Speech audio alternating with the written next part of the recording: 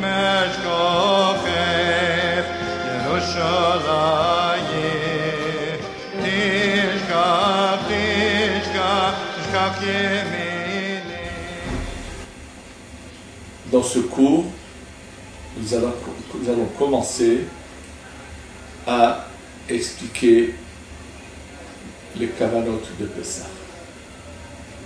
Bien sûr, pour comprendre les kavanot de Pessah, il faut revenir sur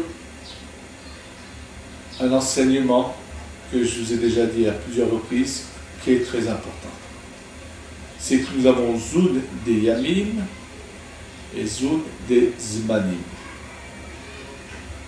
Alors on va de nouveau expliquer ce que c'est Zoun des Yamim et Zoun des Zmanim.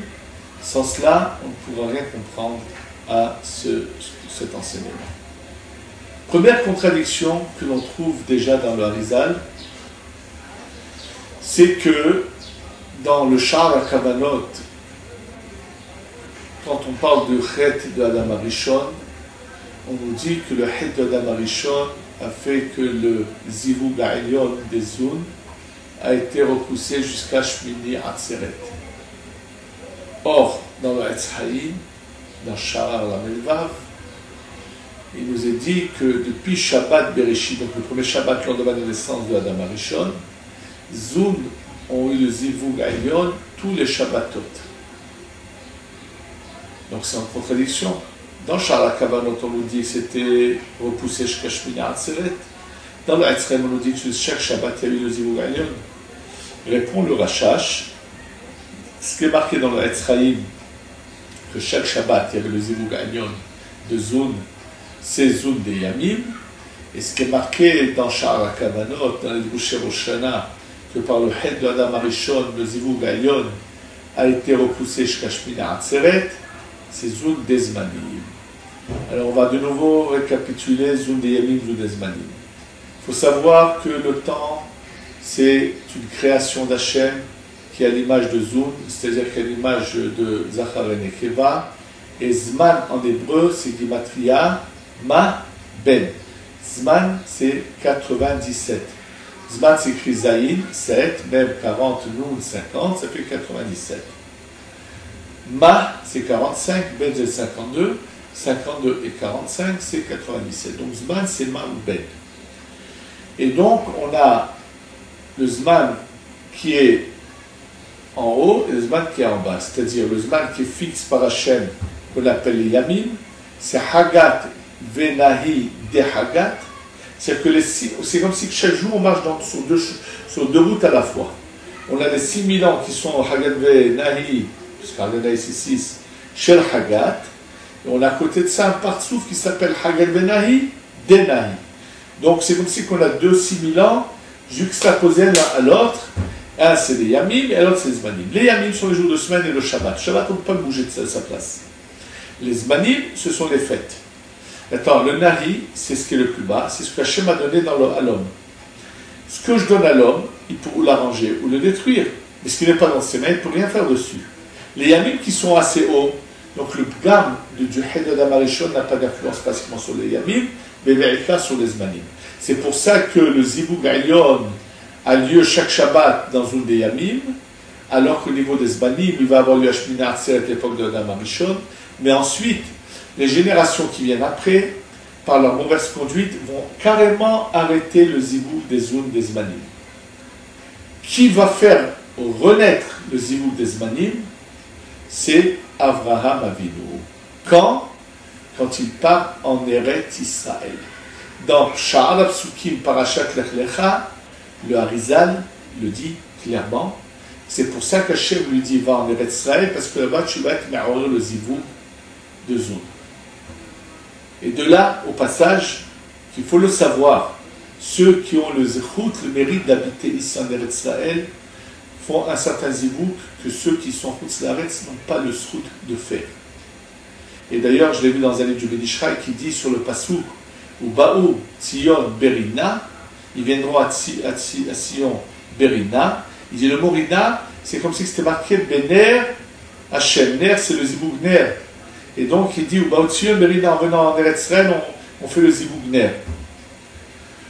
Donc, Abraham va, comment il fait faire ça, Abraham? Il est metaken les mochin, et il fait venir deux tzlamim, tzlem deima, shebetochot tzlem deaba. On sait que tzlem deima c'est Shemot Ekieh, tzlem deaba c'est Shemot Havaya. La référence d'Ivrei Shalom, Sheila Kafalef, qui est claire sur cela sur le boucher de Pessah pour expliquer ce qu'on va expliquer. Maintenant, il faut savoir une chose. Quelqu'un qui ne fait pas de mitzvot, qui fait des averot, il donne la possibilité aux chitzonim de puiser, mais ils n'ont rien à puiser. Par contre, celui qui fait des mitzvot, donc il fait venir des tzlamim, et qu'ensuite fait des averot, on va t'expliquer ce qu'il fait. Il a fait venir, par exemple, par sa mitzvah, deux tzlamim, donc un tzélem de Abba qui est dans tzélem de Ima, donc Havayot, Toch et Ekieh, et par l'Avera, il fait que les Havayot s'en vont, et il laisse le Ekieh seul, et Chaz v'Shalom, il donne la possibilité aux Chitzonim de puiser dans la Gdusha. Et c'est pour mieux comprendre un exemple. Dans la Birkat Kohanim, on dit Yevarechecha Adonai veish merecha.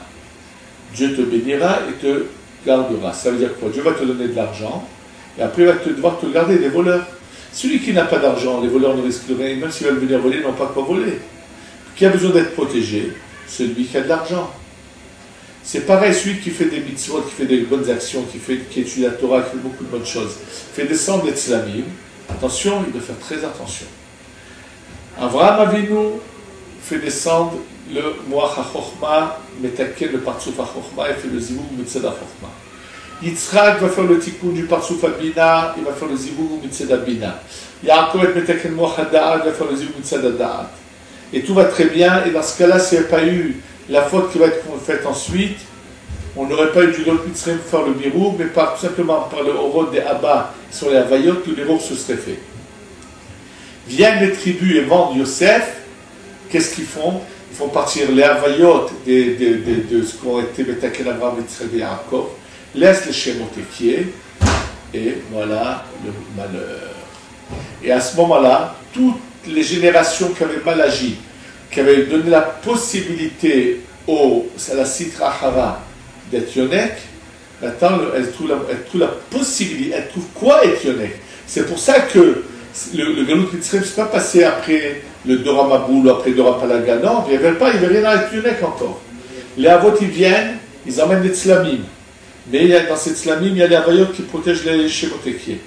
Maintenant, même dans les Tzlamim, il faut savoir que la Yenika ne peut avoir lieu que du Etzar, que du milieu, parce qu'il y a Sodima qui se termine Behazedeza, les rods sont Begoulim, et là, puisque les rods sont plus couverts, les Hitzonim peuvent profiter. Quand il y a la Havaya avec, ils ne peuvent pas s'approcher, la Havaya les éblouit et ils ne s'approchent pas. Et là, comme les Achi Yosef, les frères de Yosef rendu Yosef, les Havayot sont partis, donc les 10 Shemot Ekieh, qui sont les Levushim de Hasim Uvurot, chez Miesodima, sont sans Havayot, par Oyonek, 10 fois Ekieh c'est 210, c'est pour ça qu'il y a 210 années de Galout Mitzrayim. Alors, comment se fait la Géoula? La Géoula, c'est que l'El Pessah vont descendre des Havayot d'un coup, et vont donc donner un coup de masse sur la tête de Paro, donc de la Sitra Hara, et c'est comme ça que le Ham Israël va pouvoir sortir. Ça, c'est les chronologies d'une manière générale, et bien, Ezrat Hashem, on va dans les prochains cours rentrer dans les détails.